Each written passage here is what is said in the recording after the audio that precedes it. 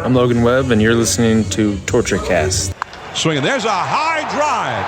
Deep into left center field. It's on its way. Adios! Pelota! Let's go Giants! SF Giants! Let's go Giants! SF Giants! A grand slam for Buster Posey's good friend. A podcast by and for fans of the San Francisco Giants. Chad King, Eric Nathanson, and Willie Dills. This is the Torture Cast.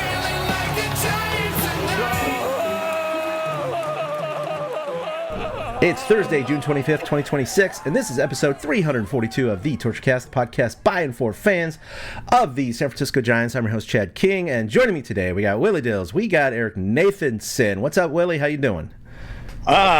Doing pretty good today. Got a lot going on, but I'm excited for the World Cup game and excited to get. I missed a couple episodes. I'm sorry about that, but we're here to talk about the happiest episode of the Giants podcast that we've ever done. Ever.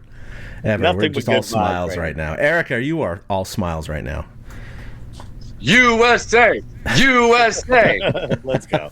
Screw those Aussie Socceroos. I'm sorry. I know we have Aussie listeners. I'm just screwing with you guys.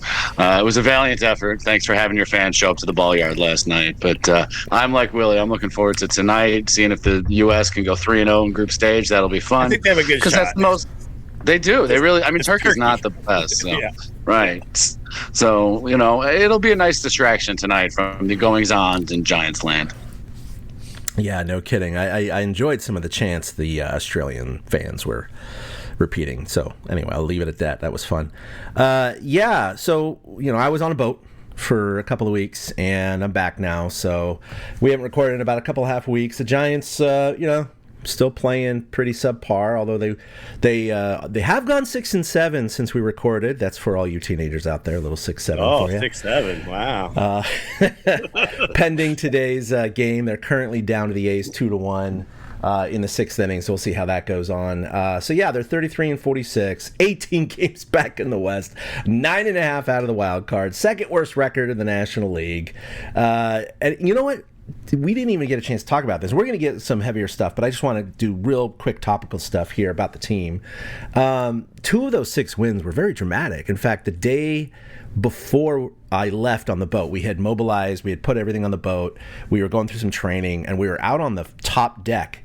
And at Pier 3032, which is where one of the parking lots is for Oracle Park, right, I'm about 40 feet above the water on this, what we call the flying bridge. It's where we observe all the marine mammals and seabirds. And it's a great place to sun yourself, be out on the deck, whatever. We had a straight shot to Oracle Park. The bow was pointed almost directly at Oracle Park. So we could hear the Oregon, we could hear the crowd, all that stuff. And I looked at my phone and it was 9-1. Against the Nationals. Yeah. And I was like, all right, whatever. This game's over. I didn't even continue to check on it because they were down by so much. And then sure enough, heard the loudest cheers I had heard all day. And I was like, well, what's going on? That's really weird. I guess probably they scored a few runs. And then I pop into my phone and I saw that it was the walk-off granny by Eldridge. And I was like, wait, what? I saw it was 11-10, and I had to, go back through the history real quick. And guys, that is one of the biggest comebacks. I mean, 8 runs ties the largest comeback in Giants history. But this was the latest they've ever come back from 8 runs down, which was in the 8th inning. I mean, in 140 years of Giants baseball, that's insane. Yeah, 2 innings, they scored 10 to come back and win by 1. And what was sick too was the grand slam was down 3. With, it was perfect, so right? It was just enough. Perfect. Yeah. The only way you could have made it better if there was 2 outs, but we just didn't even let 2 outs happen. It was just 0 outs. 0 outs. It was insane. Yeah. But it's funny because I also gave up on that game, and I'm usually the guy who doesn't give up. But this season has made me want to give up. I don't think anyone can blame anyone. Even the Dodgers being down 9-1 in the 8th, you'd be like, all right, we're done. So I went back, I watched, there was like a 30-minute video where they just showed the comeback on MLB's YouTube channel, which was pretty awesome for like someone who missed it. go back and watch. But I still, at the end of it, was like, damn, we wasted that on this year. That was the feeling in my brain. Nah, it's true. It's true. I'm one of the few who hung in there. I was doing stuff. Eric. Yeah, I was doing stuff, and so I was getting ready to go outside and walk the dog or something. I don't even remember what it was. And Chapman homered to lead off the 8th. And I kind of sat back down. I'm like, all right, let's see where this goes. And then history happened. Did you know that 5 straight batters reached base to start the 8th and the 9th? Both innings, crazy. 5 straight batters started, reached base to start the inning. I mean, it's crazy that the Phillies did 10 straight batters the other night with 2 outs in the top of the 9th. You know, I thought the Giants doing 5 straight batters with nobody out was phenomenal. It was. I'm with you guys, though. Like, did we really have to waste this wonderful win on this crappy-ass year? It's so much more fun if it mattered. Yeah, it's going to be like when you watch highlights from, 2019 or whatever, it's some year where we were terrible and you're like, cool. And they're like, yeah, but you remember when just one guy pitched a one-hitter? And you're like, no, I don't, because I forgot that whole season. But this one will not be forgotten. That's for sure. And it's also, I mean, I guess the Bryce Eldridge silver lining, that's basically what's keeping me at all involved in this season right now, is him and Jung-Hoo Lee having such a fantastic season right now, too. Oh, yeah, 100%. Jung-Hoo Lee, man, that dude has turned a corner. I mean, he's not only second in the major leagues in hitting at 331, but his defense has been stellar lately. He has been robbing some extra base hits in the outfield. It's been pretty awesome to watch. Yeah, in fact, we don't win the game yesterday if he doesn't make a play in the 9th inning. So, yeah, he's just been everything. I'm convinced that Jung-Hoo Lee has a death wish and that he just wants to die on a baseball field making a spectacular play. He wants to get decapitated by an outfield wall at some point. Right, absolutely. I mean, he'll go out. Pete Reeser, I think, is the only other guy who slammed into a wall and his career ended.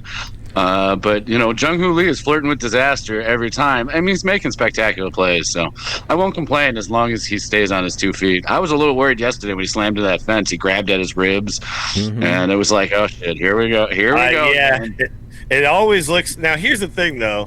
I'm a little desensitized to players being on the ground watching this World Cup. So I'm like, he's just messing. He's just trying to get a call. Dude, it's so But then bad. I was like, oh, wait, no, this is baseball. Never mind. He might be hurt. Shit. I've been having fun, by the way. It's a side kind of a tangent here. I mean, I never watch soccer, and I know that they flop all the time. But now that I watched it a ton on the boat, hours of World Cup action, and every single time there's minimal, if no contact between two players. One of them always goes down, always is rolling around, holding their shins, waving their arms. And when they don't make a call, it's hilarious. If the camera's wide enough, you see the ball getting dribbled away, and then you see that guy kind of rolling around going, is anyone going to throw a flag? Raise a card or call a penalty kick? And then you just see him like slowly get up, and then they do the whole limp like, oh, I'm hurt. And then when the ball comes back to them, they're fine. They're 100%. They're back. Like, it's the funniest thing to see. And I'm like, how in the world does that actually work? Like, I guess it works for LeBron. But it's not working as well this year because they just added in the VAR stuff. And I don't know if you were watching the first U.S. game, but they had a yellow card reversal because the guy flopped. There was no contact. They went back and rewatched. And then they came back out and they were like, nope, your yellow card is not there anymore. Now you get the yellow card for flopping. And I was like, this is what soccer's needed forever. No, it's like EBS for baseball. Yeah, it's like, come on, man. Yeah. We have the technology. We know what really happened. Can we just do that? We stop phantom collision. But no, Jung-Hoo Lee definitely was not flopping against the wall, and certainly not when he almost got decapitated by the shortstop there. But he's a tough cookie. So, and that's why he missed so much of last year too. Yeah, no, that was running into a wall. Yeah, no, it's been pretty sweet. And then Eldridge, you mentioned that. I mean, he's hitting 280 right now, guys. 6 bombs and that amazing grand slam. I just wish he got more playing time.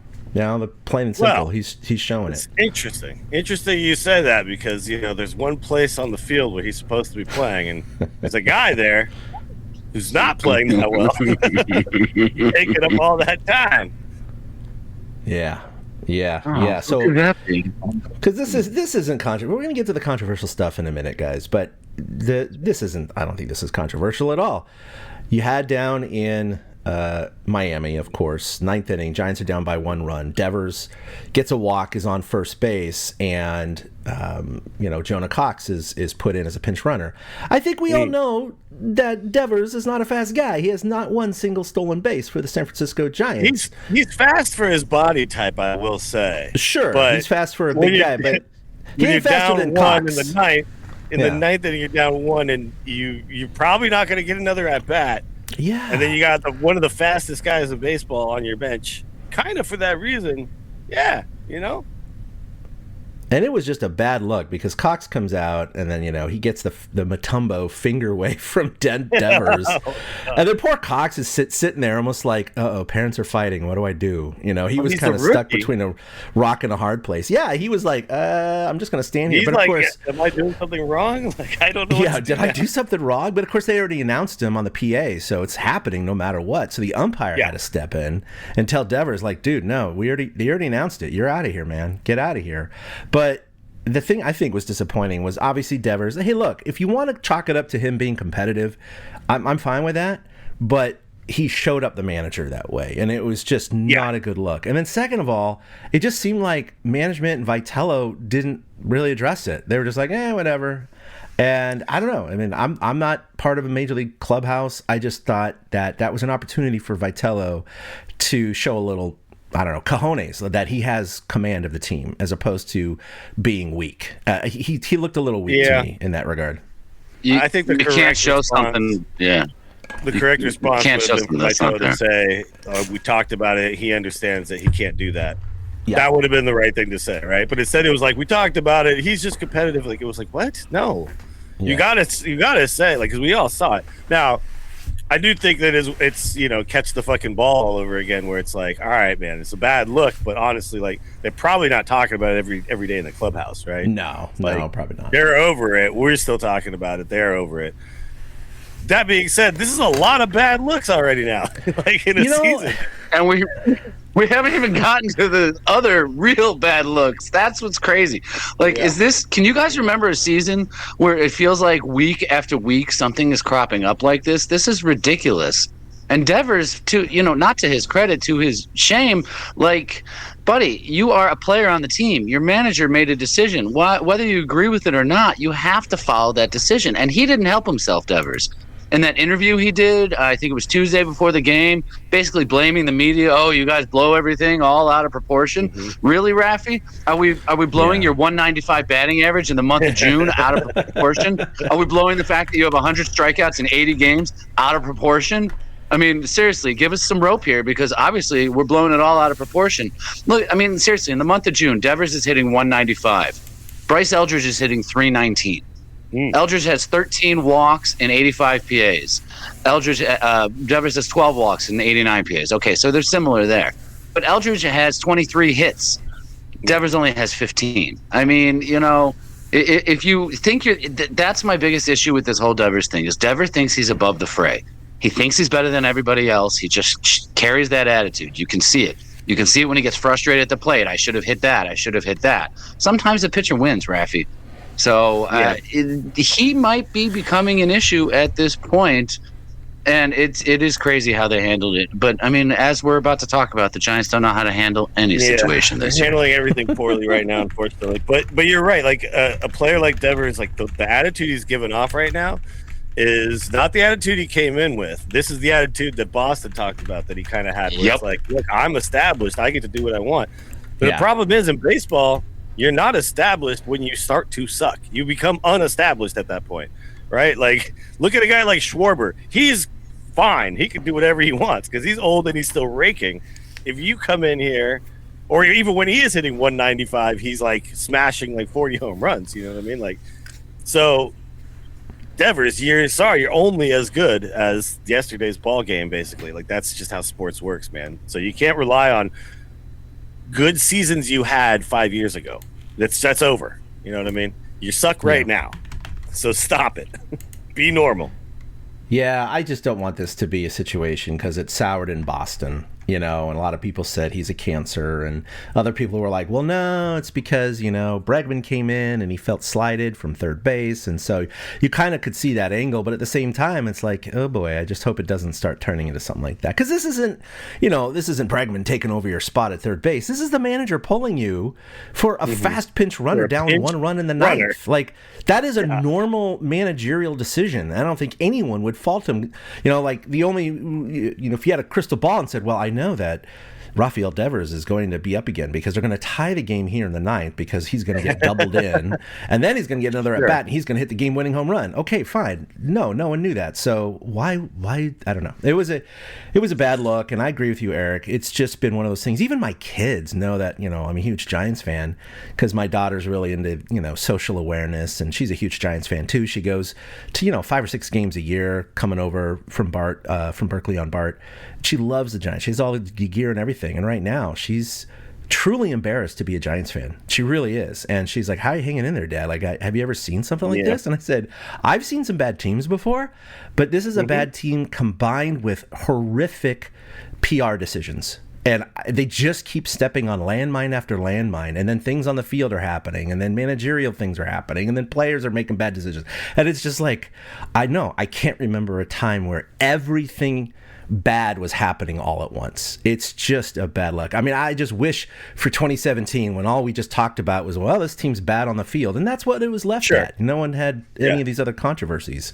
We were still riding the World Series high, though. True. Those years. That is worn off quite a bit now. It's like, all right, we get back to baseball and being good, and that's not happening. So I think we should probably get into it because I'm getting close. Yeah, that's what I was going to say. We talked about the Eldridge Grand Slam and how great that was and amazing. The very next game was that Friday Pride Night game that we have to get into, and it's just crazy how quickly it turned. I just want to say to our listeners, we love you, and whatever you fall on the spectrum of your opinion, if you don't want to hear any more about Pride Night, I invite you to go ahead and either fast forward or just stop here. And I'm just letting you know that we're going to get into it, and you may or may not like what we have to say, or if you don't care, that's fine. Just a little kind of disclaimer there. So Pride Night. I don't think we need to sum up too much because I think everyone listening right now kind of knows what happened. It was Root, Brubaker, and Walker wrote Genesis 9, 12 through 16 on their caps for Pride Night. And of course, Henches wore the regular cap. He opted out of it. Unfortunately, that verse, I did put it in our show notes. I'm not going to read it right now verbatim. You can look it up yourself. But it basically kind of was reaffirming their belief that the rainbow is for Christians. You're right. Wait, was it Roop as well? Roop as well, right? Yeah, it was Roop, Brubaker, and Walker. Yeah, there's 3 guys who put the thing on and wrote something. And by the way, one guy just didn't wear the hat.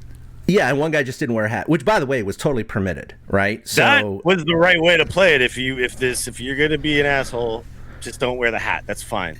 To put the thing on is like literally like, so for people who don't understand the passage that they're citing, it is something that anti-LGBTQ people and bigots have been using to be like, no, the rainbow, you don't get that. That's ours. The rainbow is Jesus, man. You don't get to use that as a symbol. So it's literally trying to take away something from these people. Like, it's not just, hey, this is just my religion, man. I'm not being bigoted. No. You're going out of your way to point out that you don't get to celebrate who you are. Yeah. I get to decide what the rainbow's for, and that's the problem. I just want to make sure that everybody understands. Because these 3 guys, in their post game, you guys look up the quotes. I'm sure you've heard them. I'm not going to read them verbatim, but basically the summary was like, yeah, no hate, man. No hate. We love everyone, but it's just the way I was raised, or it's just the way it is. Or the rainbow. I just don't believe in it. I don't. Yeah, it's like I don't believe in it. It's like I don't believe you. I don't believe you that you're saying no hate, because you had to go out of your way to make sure that fans watching on television knew that you don't think that LGBTQ should be using the rainbow. So you don't accept them, even if you say no hate. No, that's hate. I'm sorry. Yeah. Straight up hate. And if you disagree with me, and I think Eric and Willie, you feel the same way, then I don't know where you're coming from, because that is just straight up hate. Because why? If you didn't hate them, if you don't have a homophobia, just opt out of the hat do whatever you want to do, right? But like Or to just put wear the hat. If one day, just wear the hat and just don't worry about it. It's like, just don't worry about it, man. It doesn't make Yeah. you gay to wear the hat, man. Like you can just wear the hat. I don't know. Some of And these just baseball move players, on they with might your think life. it actually does. I'm serious. Like if it's Aubrey really bad. Huff can wear a fucking thong, you can wear a damn rainbow hat. That guy is the most hateful guy we've ever had, right? And this Yeah. man was putting a thong on, because it's a There rally is thong. there's no hate like Christian love. No, Really, there is and that's a good way to put it. And I was raised Catholic. I'm an atheist now. Look, even as an atheist, I put both of my kids through a Catholic K through 8 school. I mean, I was raised in the Christian traditions. I know a lot about it, and there are obviously most people I knew that were Christian are really good people, and they would wear this pride hat if they played baseball, and they support the gay community and all that. But we all know baseball players. A lot of them, this is all they do. This is all they know.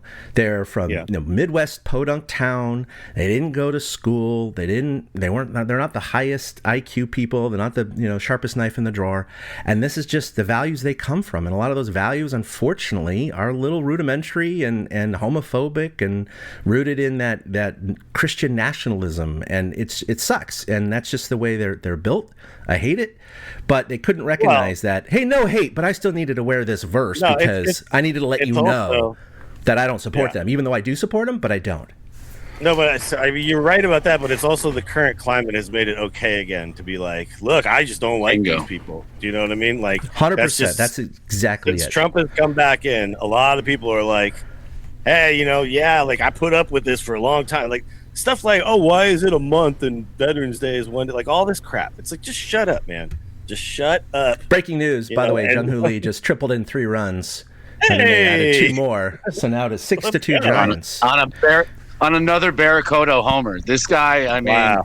Let's go. He's coming alive. It's going to be weird when Ramos comes back. So Jung-Hoo Lee wore the hat, so we could. But I mean, okay, but like what you're saying is all 100% right. But what I loved is, Kruko came out and basically bashed these players and told them, like, I mean, he wasn't mean about it, but he was like, look, you play for the Giants. He was like, read the room. This is part of the Giants organization, has been for a very long time. This is part of the city. This is part of the culture here. And if that was a problem for you, then maybe this wasn't the place for you to play in the first place. I mean, honestly. But you just, sometimes it's not about you. Sometimes it's not about you and your little feelies and how you are worried about, like, I don't know, maybe your homies back home are going to see you in a pride hat and make fun of you or something like that. I think that's really kind of where it goes down to, is like just pressure from their little social groups and stuff. Probably somebody was like, oh, you're going to wear that hat for Pride Day? And he was like, oh, no, okay, hold on. It's like, I really think all this stuff is just this insecurity, and these guys just need to understand this is just part of being a part of this organization, is welcoming your community and your fan base. And this is a huge part of your fan base, dude, and you just stuck a middle finger up at them. And look, I was just on the Reddit, and there was a bunch of comments from dudes who are all like, born in the 80s, been watching, or born in exactly 1980, been watching the team forever.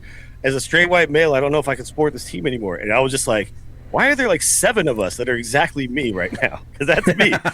Born in 1980, straight white male. Like, I don't really have skin in the game, right, when it comes to Pride Night, other than the fact that I'm a San Franciscan and I have a lot of gay friends, and so it's easy. It's really easy as a straight white man to just go, hell yeah, dude. You know what I mean? Like, to live your life the way you want to be. It's so easy. But these guys like have to make sure that they know that, no, I don't accept the way you are. I don't accept who you are. And that's the problem. And people who are trying to make it like, oh, it's not that big of a deal, everyone just let it go, can we stop talking about it? No, I'm sorry. I'm not going to let it go. I'm not going to be cool with it. I would have let it go if management and Buster Posey had come out and said, yeah, we didn't support that. We didn't like that. We talked to them about it. All they had to do was that. Instead, we get a press conference for I don't even know why. I don't even know why you called the press conference when you knew this was going on, and then you come out and you go, I'm only going to talk about baseball things? What? And then you don't show up on KNBR this morning and send Larry Bear there to do the same damn thing. Buster Posey, you're breaking my heart, man. And like, I was so behind this whole thing. So anyway, I feel like we all kind of are maybe gonna, say some of the same things as each other, but I just had to get it out, and there you go. I'm done. Well, I'll say this: I can't. I'm surprised at how many people were surprised that these guys did this. It's like, if you haven't been paying attention to baseball over the last, 100 years, so many of these guys are white guys that come from rural areas that are Bible Belt type things and raised in certain environments where bigotry and hatred is, rampant. And so to them, it's just kind of normal. And I'm not giving an excuse, but like most of these guys did not choose to play in San Francisco. But what they did wrong is they didn't recognize where, like you said, Kruko said, read the room. They did not understand how to read the room. They did not understand what this fan base is like and about. I can tell you stories from growing up. I used to wear my Giants cap all the time, and I grew up outside of Chicago. I can't tell you how many times I was called a fag, how many times I was called a gay boy, because I wore a hat with an SF on it. Oh, yeah. And San Francisco was viewed as that place. Yeah. And so everybody used to say that crap to me, not everybody, but people that were not nice people used to say that crap to me all the time. And all I can think at this point in my life is, why does anybody care who anybody else loves or what anybody else does behind closed doors? It's 2026. If you're allowed to live your life with your religious views without getting persecuted for them, then why can't these people live their lives loving who they want to love? How does, a gay couple in San Francisco affect your home life when you go back to Hickory Point, North Carolina? It doesn't. It doesn't affect your life in any way, shape, or form. And nobody's pushing an agenda. The Giants were the first team to start having days like this. It all started with the Until There's a Cure Day, way back in the day. And Dravecki, I believe, Dravecki, I think, was a big part of that. Granted, that was AIDS focused at the time, but it evolved over the years to become this inclusive thing. And the Giants are the first team in history to wear the rainbow pride cap on the field. So much so that Gabe Kapler's rainbow cap is in the motherfucking Hall of Fame. And these people think they're better than that. They're better than what the Hall of Fame recognizes. It's just complete shit to me. It's complete crap. These guys are cowards. They're babies. They don't understand how to grow up and live in the real world and to be as defiant as they have about it and think they can get away with it because they're white males that have just failed upward is ridiculous. And, Buster Posey and Larry Bear have not said the things that we want to hear. They have not come out and made this fan base feel any better about it. And it's so frustrating. Posey comes from the Deep South, Leesburg, Georgia. I lived 2 hours away from where Posey grew up. And trust me, those in the Deep South pretty much think like these other guys think. So I'm not saying Buster thinks that way, but Buster, because of where he comes from, is trying to be as delicate as possible. When you need a guy like Jeremy Affeldt to come in the room, Jeremy Affeldt, who used to be uber religious and hated gay people and thought it was a sin, had his entire worldview changed by coming to the San Francisco Giants. And he has come out and written articles about how he doesn't feel that way anymore and how he has learned that people are people and you love people for who they are and you allow people to do the things they want to do. Because what is the point of oppressing people, especially in this day and age? And the only point to do it is because you feel empowered to do it because of that orange fucking knob in the White House. And that changed that. Because there's no way this shit would have happened 15 years ago if Pride Night was going around. But now these guys feel so emblazoned that they can do it. And the fact that the Giants' response has been absolute dog shit is driving me nuts. Poor Buster. No, not poor Buster. No. Poor management. Poor PR. Poor handling skills. Buster, I only want to talk about baseball things, even though this is the first time I get to really talk to you guys after this whole thing blew up. Give me a fucking break. Larry Bear, I'm sorry, my curse is bad on this one. Larry Bear going on KMBR today, and I watched some of it, and then I watched the talking afterwards. And Dieter pointed it out. He's like, he had nothing prepared. Everything he said was just off the cuff. And what are these guys talking about internally? Are they really just saying, oh, we can just go out and talk about it and let it all blow over? No, this is an issue that seems to have affected the entire Giants fan base community. You need to address it head on. You need to handle it. And the fact that MLB came out and said, oh, communication was screwed up. The Giants didn't communicate to their players. Like, no kidding. They're like the worst team in baseball. We have crap popping up every other night. You think the Giants don't know how to communicate? No. They don't know how to communicate. It's a shit show from the top down. And I went on a huge rant about ownership like 3 weeks ago. This is another example of ownership just thinking, people will still be coming back no matter what. And I don't think that's going to be the case. I think this is a lightning rod moment, and the Giants fans are, and I've seen it on the subs, I've seen it on Twitter, Giants fans are starting to stay away from the park. Giants fans are starting to vote with their dollar. And that's the blowback that needs to happen to make these guys feel it. Because it's crazy because I'm going to do it now. Like I am now going to, like, I'm not going to another game this year. I have a $75 gift certificate that is not going to be used this season, like for sure, right? Like that is going to sit there until things get better. And I am the guy that it's impossible to lose. It is so hard to lose me as a Giants fan. It's like we do a fucking show, It's like it's so hard. Show. It's so hard to lose me, and they have lost me, man. Like I'm not gonna watch the games anymore. I'll check in. I'll see what's going on. Like Chad, I'm glad to know Chuck Hooley got that triple. Thank you. But you thank you for ranting and thank you for swearing because I could feel how impassioned you are about it too, just like me. It means a lot. It makes me just beyond angry to think that 2 years ago, and you guys nailed it, it is the climate, the political climate that we currently live in. These things are basically allowed now. You can say the R word, you can say you're racist without saying you're racist, you can say you're homophobic without saying you're homophobic, you can say all DEI is bad when that's bullshit, right? You can go on and on and on and on. I mean, we had just 2 years ago, Gabe Kapler talking about Pride Night, expecting 100% level of participation. And this is Gabe Kapler, the manager last year, going, it's really important. Austin Slater's comments last year I thought were important because he talked a lot about acceptance. It's just an indication of how devoted our community in San Francisco is to accepting people from everywhere, all walks of life, and in particular the LGBTQ plus community.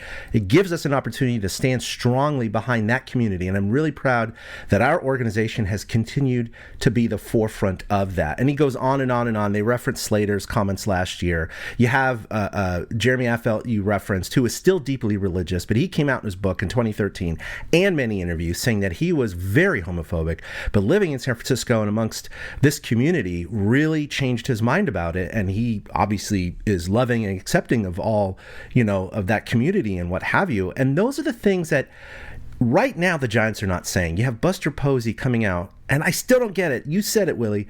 They call a press conference. They're like, ooh, they're going to finally say something other than that damn statement that just says, we understand people have opinions, and we're still going to support the community, and bye. And then he comes out, and he says nothing, and he says he's not going to take any questions about that after his statement, that he's just going to take baseball questions. Then 4 questions were asked in a row about Pride Night and about his feelings as a player on Pride Night. He refused to answer all of them, and then he looked really nervous, and he looks over at our buddy Matt Chisholm.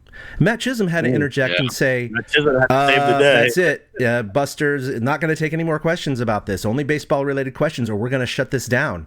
And then all the reporters, were visibly upset. They're like, dude, this is not a Q&A. If you're like, this is all we can ask, that's bullshit. And of course they asked some of their baseball questions and they shut it down. Then he's supposed to come on KMBR. Then they pull him or he bails, whatever the reason is. Larry Bear comes on this morning and he again said a big nothing burger.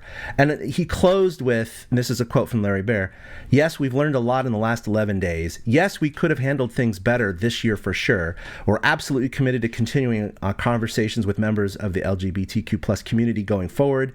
I wanted to deliver that message to the fans and move on and be able to talk about some other things. You didn't say anything. You didn't say anything. Nothing. You just said, yeah, we support the community and we should have done things differently. Bye. It's straight up an insult because he says, I want to move on. And we're like, yeah, we're not moving on, man. Yeah. So you're not listening is what you're saying.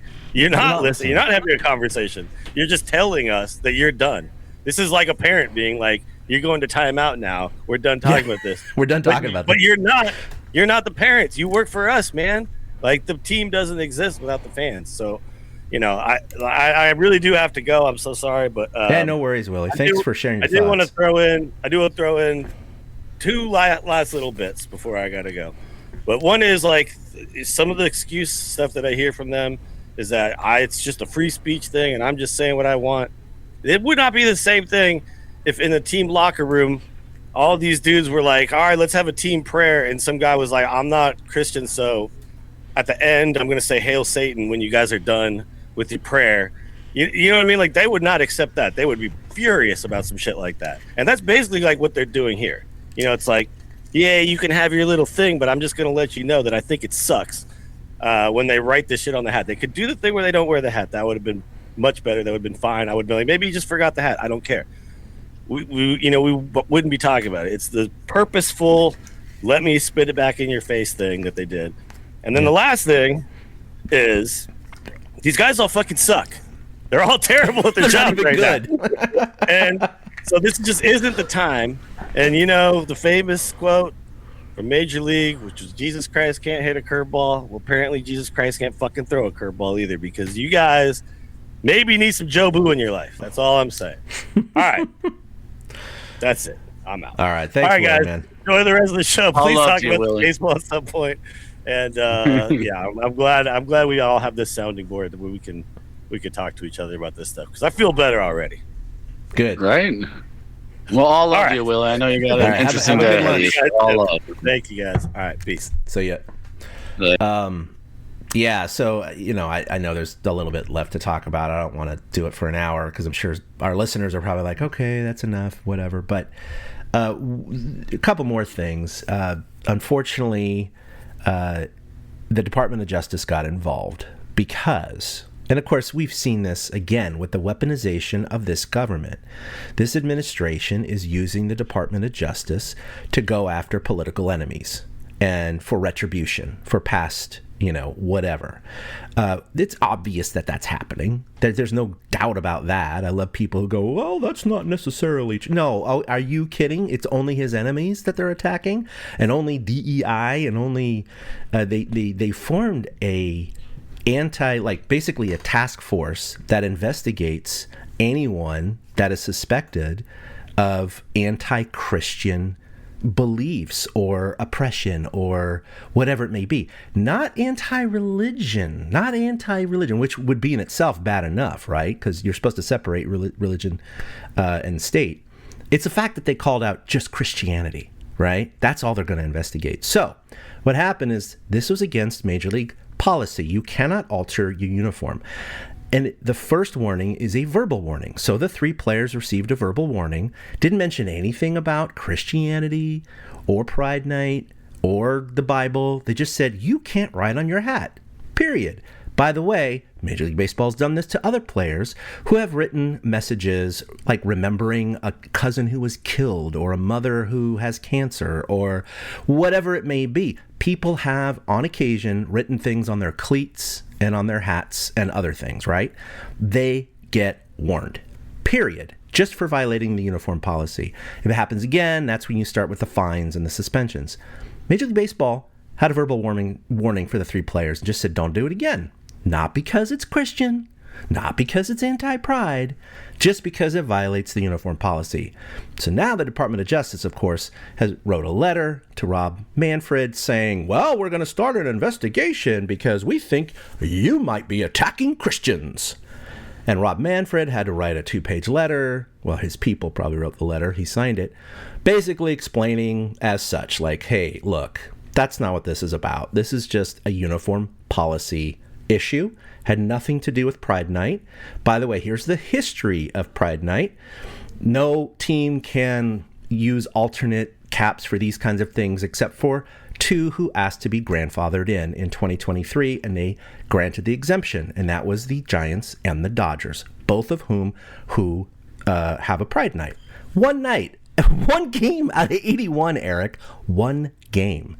And you had the Kershaw kerfuffle from a couple of years ago when the drag queens who give a lot of money to the community were being recognized, and he wouldn't wear something and he made some statements.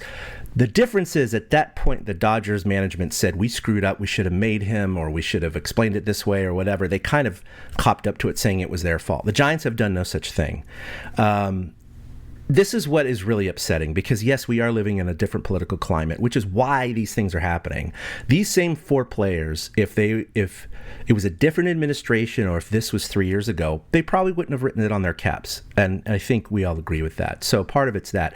But it also tells us how many of these yokels, these troglodytes exist across baseball who just, aren't doing that. They aren't writing their stuff on their caps. What about Mexican Heritage Night or Irish Heritage Night or whatever it is, Heritage Night the Giants support? What if there's, someone who is racist enough to write something on their cap that was like talking about white culture? That's the same goddamn thing these guys did. And if you say it's not, I'm sorry, you've lost me, because that's what this is, right? You can't help being born a certain ethnicity. You can't help being born a certain sexual orientation. So as far as I'm concerned, they did the exact same thing as if someone was writing some white nationalist shit on their hat during one of the Heritage Nights. And it pisses me off that a lot of people are like, it's not the same, and this is just like, what's his face? I don't know why. Kaepernick, because I wanted to say Kapler. Kaepernick taking a knee, blah, blah, blah. And I'm like, no, it's not. But here's the thing. My bottom line is, did they have the right to do it in terms of freedom of speech? Abso-freaking-lutely. No doubt about that. They did it. They obviously were warned by Major League Baseball for violating uniform. But you know what you're not free from? You're not free from consequences from this. Bingo. From the public. That's the thing. And if people say you shouldn't be mad at them for exercising their freedom of speech, that's exactly what we're doing. We're doing the same damn thing. We're exercising our freedom of speech here on this podcast and other places, Reddit, wherever it may be, with our family and friends, to express our frustration with it. And the fact that we're calling them out for being homophobic bigots, period. And I don't feel sorry for them. I hope I don't want them to lose games more because of them, but I hope they're not on this team, next year. I really do. Because I don't want to support people like that. And I know every team's going to have bigots, and we just don't know who they are. But these guys decided to show to the world who they are. So fine, get off the goddamn team. I don't want you anymore. Yeah, that's where it is, as you said it, that it's not like they're out there, people used to absolutely hate the Irish and rip them up. And you don't see, anti-Irish messages on the cap when they're doing Irish Pride Night. So I'm with you on that. They showed their ass. They showed their whole ass. They absolutely did. And then the Giants fumbled the ball in handling it.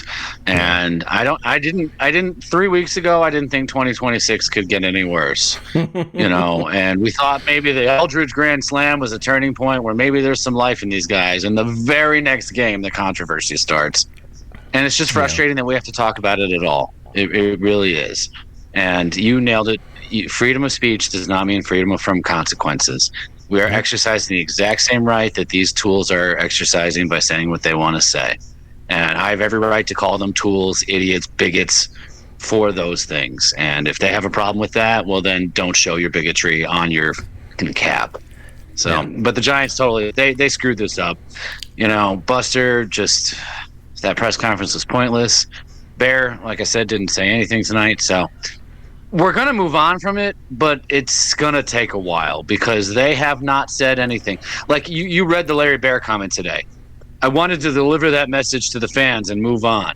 Well, we've learned a lot in 11 days. We could have handled things better for sure. We're absolutely committed to continuing our conversation with members of the LGBT plus community. Why are we continuing the conversation? Why not just listen to the LGBTQ plus community? Why do you have to have a conversation? Why do you have to both sides it? And that goes back to the same political climate. But hey, this is something we could probably talk for hours on.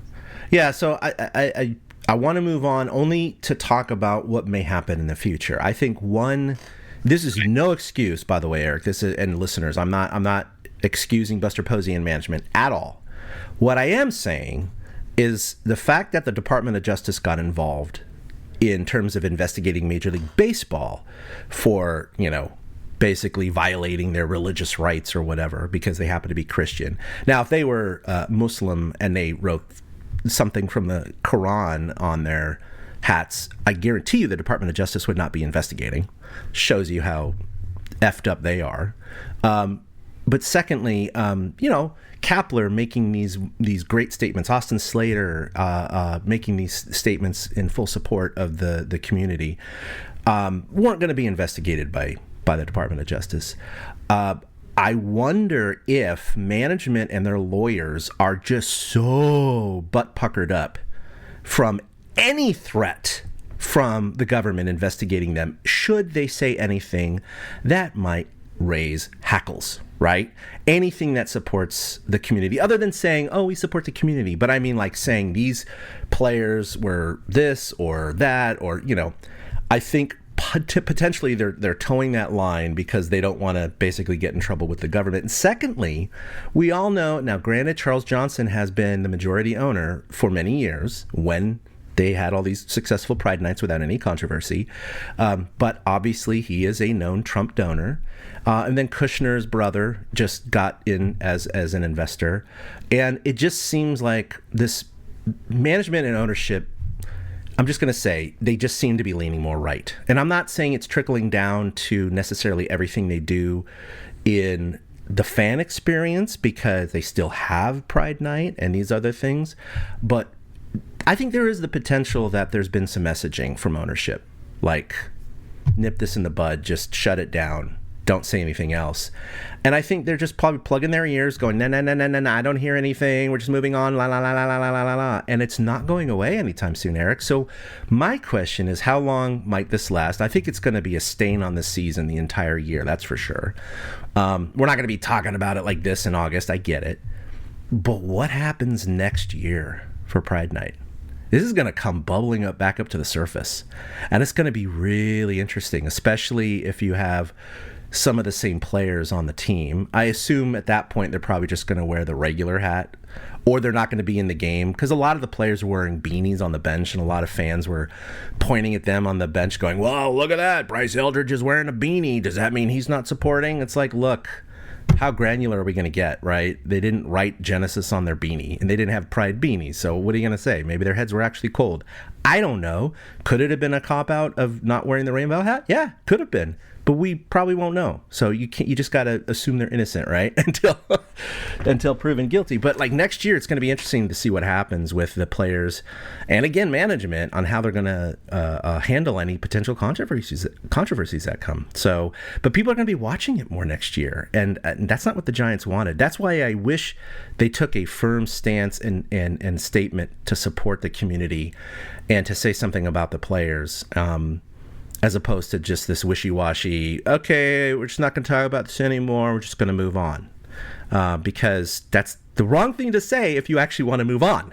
That's the whole problem with it. Yep. Because fans are really pissed. And I do read, and I know they're small individual anecdotal stories. It's not the majority. But there are a lot of season ticket holders who are either in support of the community or are gay themselves that are like, I turned in my season tickets. I didn't renew. I stopped my 415 membership. I got a refund. People are getting refunds on their tickets that they purchased for upcoming games. People are obviously protesting a little bit at the park. Do I think that attendance is going to drop 30-40% in the coming weeks? No, I don't. I think it's going to be a 5 to 10% drop. I don't think it's going to make a huge impact on the Giants' finances because this community has largely supported this team in numbers despite how badly they're performing on the field. But I do hope that there is some financial repercussions to this, to tell the Giants, like, look, you can't just get away with this by giving us a nothing burger on this. But again, that's my feelings on it. You and Willie have similar thoughts, and I know that if any of our listeners have actually listened long enough to this point, either in agreement with us, or maybe you think we're a bunch of libtards and snowflakes. I don't know, but I do appreciate if you've made it this far to kind of listen to how we feel about things, and I think how a lot of the community feels about this. They're hurt and they're upset. I'm, again, like Willie, I'm a straight white male. Yeah, I was raised Christian. I'm an atheist, and I have 2 kids. Like, what the hell? I'm not the demo. Like, I'm not. And I'm so pissed by this. And it doesn't even affect me. You know? It's like, look, I know I got white male privilege, man. Like, I do. So I recognize when a community is downtrodden like this, they need the support and recognition to not experience as much homophobia and just horrific actions from the regular community, because they don't deserve it, guys. They don't deserve it. They didn't do anything to you. And I read weird things on Reddit and the internet. You always find them anyway. People saying, well, yeah, but the Giants shouldn't force pride on us and the players. What are you talking about? It's a freaking rainbow hat, guys. You want to say I'm a snowflake, but you can't handle one night out of the year seeing your players wear a rainbow? Are you kidding me? Guys are wearing pink batting gloves all the time. They have pink bats on Mother's Day or until there's a cure day or whatever, on Cancer Awareness Day. They're wearing pink cleats and other things. You have a problem with that because it's a female color or a, quote, gay color? Like, this is, I don't know. It just... The audacity of some people to be so upset about one night out of the year, which is just highlighting a group of people that has historically been disenfranchised and suffered so much. I just think if you're a true Christian, you're supposed to love everyone. You're supposed to love everyone, and that's just plain and simple. And you're not. You're not loving them if you exclude them. And sorry, that was a little bit of a rant, but it just got me riled up thinking about all this. No, I'm with you on that.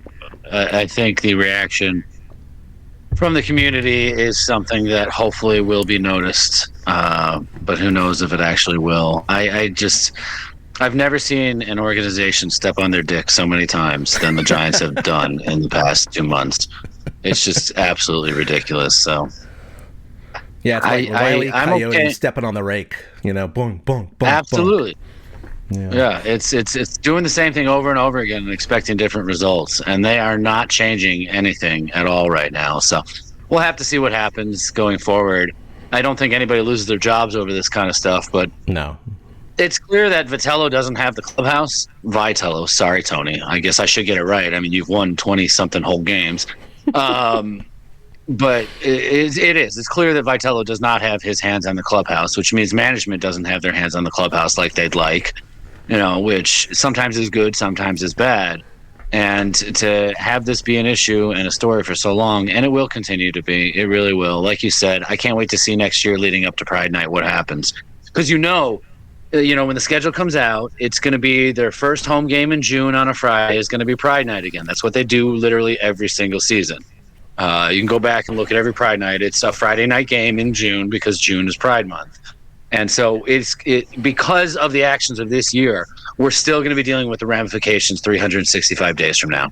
Yeah. And that's what's really crappy about this is instead of understanding the community and the people who buy your tickets, the people who buy your jerseys, the people who spend their hard-earned money to come see you play a child's game, and you're going to ostracize those people, it just doesn't make sense. So, the last thing I have to say is they didn't handle it well, and I'm a little sad as a Giants fan now. I'm really sad. I've always been proud of this organization, not just for on the field behavior and success, especially over the last 10 years, but I've been a fan since I was a kid. I was born in 1973, for God's sakes. I remember, attending a game in Candlestick Park when I was 5 years old in 1978, 1979. It's like, I've seen a lot of Giants baseball. I've been a Giants fan for nearly 50 freaking years. And this is the most embarrassed I've ever been of this franchise. And it makes me feel really, really bad about it. These are the teams that have stories like this where you hear on the news and you're like, ooh, boy, it'd suck to be a fan of that team. That'd be hard to support this right now. And that's the way I feel about this team right now. And I know other people disagree with me. Other Giants fans disagree with me. They think that this is a nothing burger and we should this is stupid and we're overreacting and all that. But you know what? I think this kind of stuff is important in life. And, the Giants have really dropped the ball. I do hope, though, that this doesn't, because of the current political climate, I think this is a very low chance of happening, Eric. I'm not saying that this is a high chance. But with any government pressure, certainly not pressure from the fans, it's the opposite right now. I would hope that Major League Baseball themselves doesn't do the whole we're taking away the grandfathered clause from the Dodgers and the Giants and they no longer can have Pride Night. You know what I mean? Because I could see a scenario in which it's not quote the Giants' fault. for removing Pride Night, it's Major League Baseball's fault for doing so, even though secretly Giants ownership would love that, right? They would love to be rid of this. So it'd be a way to kind of defer, just like Major League Baseball kind of blamed the Giants on poor communication, basically not instructing the players that they could have just opted to not wear the hat. But that's not really what happened. That's just what Major League Baseball is saying. So again, I think that's a low chance of happening, but I don't think it's out of the realm of possibility. And that would obviously be the ultimate slap to the community. But if it did happen, that's a way I could see it happening. Somehow, government pressure down on Major League Baseball and Manfred and company go, well, there's only 2 teams doing it that we grandfathered in, so guess what? We're going to remove it, and everyone's got to wear normal. No more Pride Night. You know what I mean? I don't think that's going to happen, and that would be a shame. Obviously, that would be more of the shame. That'd be devastating to the community. But we've had worse things happening in the government, so with other things, but I do hope that doesn't happen. Yeah. What a shame.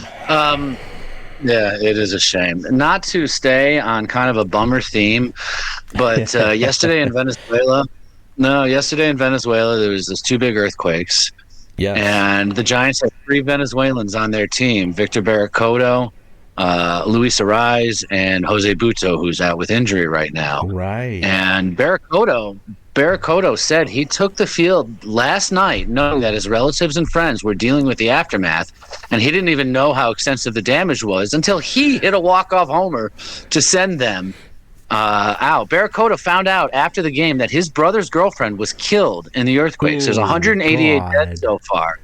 And Barracoto's brother's girlfriend is one of those 188, and that's the most updated number I've seen in the last hour. Oh, that's a and shame. It's really sad to see. And what is nice is they're all wearing a Venezuelan patch on their hats, today. And hopefully nobody has an issue with that, because that's obviously guys showing their love for their home country. And we watched Venezuela in the WBC, and they had great crowds, tremendous fans, great team energy. Didn't they win it? They won it. Yeah. Yep. Okay. I mean, it's crazy that I don't remember who won the WBC 3 months ago, but I didn't. And they weren't expected they're that's all, for sure. Right. I was thinking, was it DR? Yeah, no, it wasn't DR. It was us.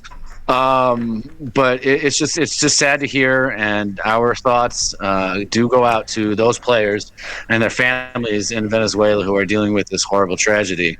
I mean, because I can't imagine being 1,000 miles away from my homeland and not knowing if my friends or family are even alive. What a horrible thing that they must be going through right now. And Barracoda is obviously channeling it into 450-foot home runs because he hit another one today. 2 massive tanks. It's ridiculous. In less than 24 hours apart. I mean, the kid hasn't got much playing time. He had a great spring, remember. He was tearing the cover off the ball in the spring, and it was like, who is this kid? And they obviously called him up, and he's had limited playing time. But, boy, he's making it worth it right now because last night it won the game. And right now, even though it put them up, his 2-run tank put them up 6-2, the A's have chipped away, and it's now suddenly 6-5 Giants going into the bottom of the 8th. So the A's do have one more at-bat coming. And the Giants are standing on the precipice of their first sweep of the year. And now it's like... it's getting a little sphincter clinching time again. It was like 6-2. You're like, okay, can they hold this for a couple innings? No, they couldn't. So now here we are, 6-5. And I swear to God, Eric, if they blow this one again in the 9th because of the bullpen, it's going to be something else to talk about. Now, they already did win the series, but how many games have they given up at the last second, right? They need this. They need this so badly. In fact, this is their first home series win since May 20-something. It's been a full month since they've won a series at home. So even though they have won it, this is their first chance, not the first chance, but the first time they could sweep.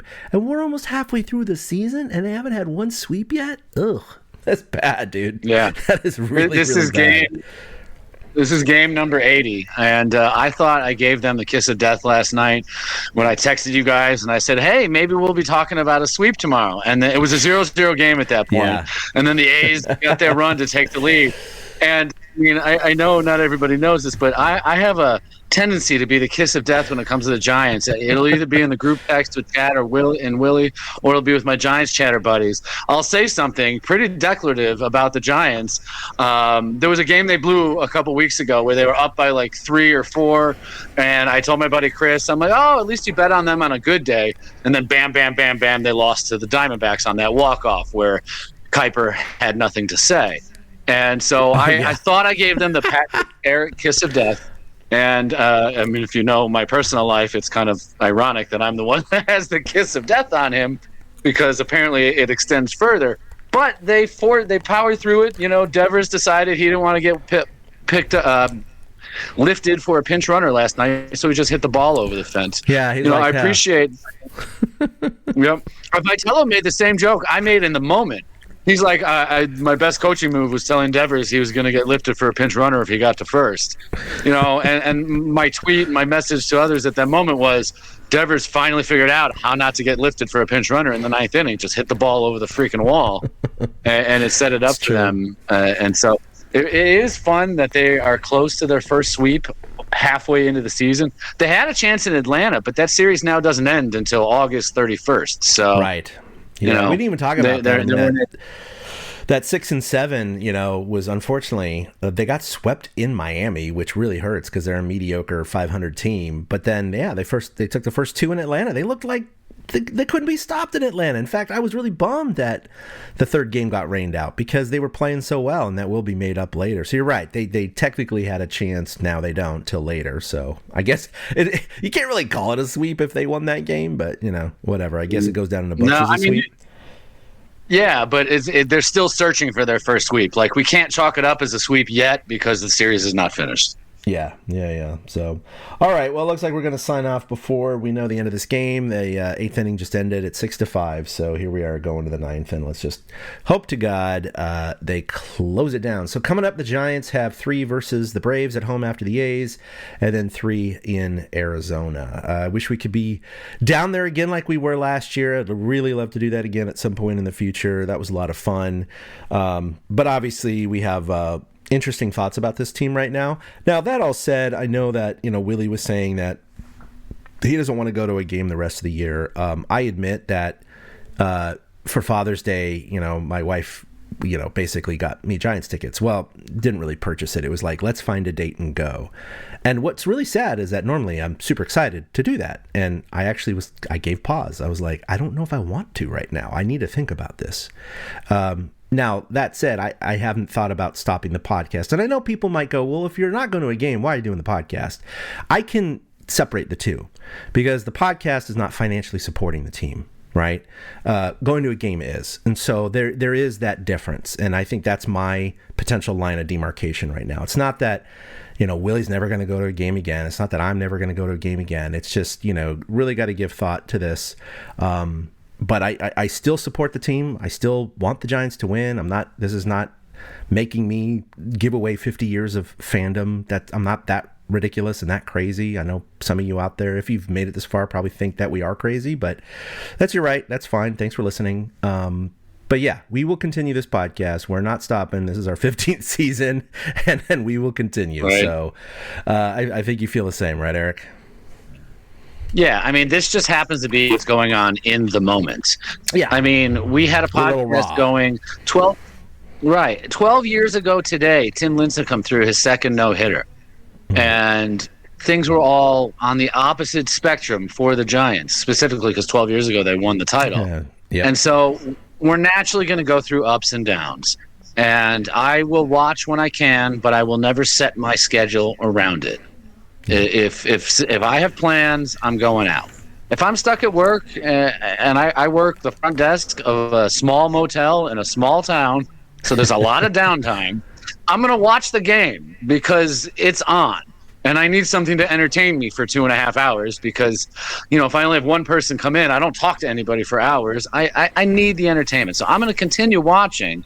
But, I lost my Giants cap back in January in a very stupid, drunken casino night. And I was going to get a new one. Yeah, that's your old faded gamer, isn't it? Yes. And I was going to get a new one. I was going to get a new one, and I decided not to at the beginning of the season. And at this point, I'm also holding off. I don't have any pride in being a Giants fan. Ironic that pride's the word, but I don't have any pride in being a Giants fan. I thought the same thing. The word pride. It was interesting. I'm always proud to be a Giants fan, and right now I'm a little shameful. But and a lot of it has to do with the performance on the field. I mean, aside from 2017, since 2017, they haven't had any. Besides 2021, they haven't had any real successful seasons. But what I can say is they've been close to 500. And because of the expanded wild card, they've been, quote, in the running pretty much the entire year, all the way down to the last few weeks of the season. So there's always been the interest in watching this team because they were in the hunt, right? In June, they're in the hunt. In July, they're in the hunt. In August, they're still in the hunt. It's not really till it gets to September where they've had a couple of seasons where they kind of faded at the end, but a couple where they were all the way in it to the last week. This year, they are so far out of it that there's no hope. So that, along with, of course, the controversies going on right now and not being very happy with the way management's handled this whole situation, it's harder. I mean, I'm still like to talk about the team and their performance because I like to get into the numbers and everything else like that. But yeah, the times that I'm making time to watch the game or to watch the recording of the game late at night, it's not been at the top of my list lately, Eric. And I hate to say that, but it is the truth. So we'll still keep certainly involved with this. And again, thank you everyone for listening. And I'm sure we lost a few listeners potentially. And if we did, well, that's fine. It's our podcast and we're just going to run it the way we want. Talk about what we want to. So that's the way it is. We're not getting money for this, so it really doesn't matter in the end. We're doing it because we love it. We're not doing it because, 10,000 people are listening versus 8,000 or 12,000 or 20,000. That's not why we do this. If you follow us on Facebook, feel free to leave your own thoughts in the comments. Feel free to rip us, support us, whatever it is you decide. We absolutely welcome any and all feedback, even if it's negative. Yeah, no, we got thick skin. I'm not going to be offended by anything, and I want to hear other points of view, and that's fine. I mean, keep it civil, obviously. If you're going to go off on a tirade with a bunch of swear words, that's another story. If you keep it civil and you bring your own, logical point to it, well thought out point, and it goes against what we think, or you have a differing opinion, that's fine. I'd love to read those. I like to get different points of view. I mean, I'm not, quote, a closed-minded person. I want to hear other people's perspectives, and it gives insight to where people come from. So yeah, we welcome that. It was a good segue. But yeah, you can email us also at torturecast@gmail.com. Facebook's a great place because you can leave more lengthy comments, even on our website at torturecast.com. Twitter's a little limited there with the character limit, but definitely do that. So yeah, you're going to find this podcast and everything else we put up on torturecast.com. You can follow us individually at ChadK21 for myself, at 2OutHits for Eric. That's with the number 2, or at TortureCast on the Twitters. Well, that'll do it for a meaty deep. We won't do this again for a while, I don't think. In fact, this is probably the first time we've really gotten fairly political about something. We try to shy away from it. It pops up here and there. We make a little snide remarks sometimes, but I think this is the first time we finally just kind of took the gloves off a little bit because it wasn't just about baseball. It was about, the team that we love. It's like, you're watching your children. You don't want to see them behave poorly. You don't want to see your parents behave poorly. You don't want to see your good friends behave poorly. It's like that embarrassing cringe factor. And that's, for me, Giants are cringy right now. Very cringy. I don't like what they're doing. It's a little embarrassing. Other people think the opposite, and that's fine. But anyway, that'll do it for episode 342. We'll be back in a week or so for 343. Eric, did you have anything else? Nope, wrapped up nicely. All right, cool, man. 2 outs, top of the 9th, runner on second, Killian's in. So right when we sign off, they'll either win or it'll be tied. We'll see. All right, man. Good talking with you, Eric. And obviously Willie chimed in as well. It's good to hear from him because he's missed a couple. But until we see you again, go Giants. Boom. USA! USA! Go! A few moments later. Oh. Did they just score again? Oh, man. Yeah, maybe. Yeah, there's no way he's throwing him out. I'm probably about 2 beats behind you. Yep, single, now it's 7-6. Oh, my God. We don't have a closer. Oh, my God. Now they're going to lose this game. Oh, my God. So there goes the sweep, just like we feared. 6-2, 6-2, and they're blowing it. Oh my god. Oh, I wish we were on air to do that. You know what? I might add that in. I might add this last little bit in. You got to cut around certain things, but Yeah. All right. I'm putting this in officially right now. We were just digressing after the show, and of course the A's happened to put 2 men on with 2 out, and they just got back-to-back singles to tie the game at 6, and now they're up 7-6. So yeah, a little update for you Giants listeners out there: they suck again. No sweep. Well, I shouldn't say that. Technically, they could still sweep. Most likely, they've missed their first sweep of the year, and their bullpen once again rears its ugly head because of the fact that we don't have a closer. And Buster Posey, who made fun of all the reporters saying, "Why didn't you get a closer?" and he got all pissed off about it, is like, this is why, guys. This is why. They don't have anyone that could shut the goddamn door on this, let alone being up by 4 runs. Yeah, Caleb Killian should not be in this position. He should be learning the ropes in the back end of a bullpen instead of trying to close games down. And we've seen it already time and again when Killian's on the mound. It happened against the Cubs. It's happening here again tonight. And it's so frustrating. I can't put the onus on Killian himself. I have to put it on the people who put him in this position.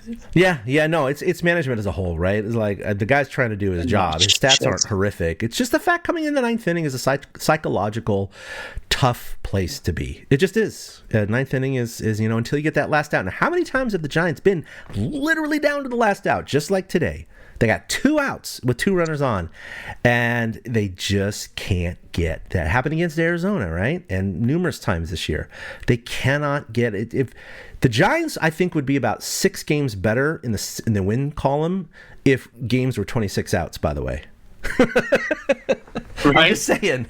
There's been so many 2-out horrific stories, horrific collapses at the end. So there's something about that, man. And I admit, if I'm a closer out there, I'm thinking, I only need 1 more out.